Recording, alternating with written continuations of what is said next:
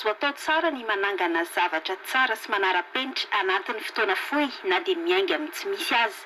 Afaka 2 volana dia ho vita tanteraka ity kianjan'ny Maki na mpanantenainy filohan'ny tetezamita ity, tonga nitsidika ny foto-drafitr'asa sy ny fivoaran'ny asa izay sahan'ny Kolasy ny Filoha Rajoelina. Mandroso dia mandroso ny asa ary araka ny resahana tamin'ny tokony andraikitra tao amin'ny Kolasy teo moa dia afaka 2 volana dia ho vita ny asa ary dia hiaraka nokana n'ity kianja ity zany tsika ao anatin'ny afaka 2 volana. Ny dikan'izany afaka ataontsika manorina ao anatin'ny fotoana fohy, manangana ao anatin'ny fotoana fohy ary mametraka zavatra tsisy mihitsy ao anatin'ny fotoana fohy.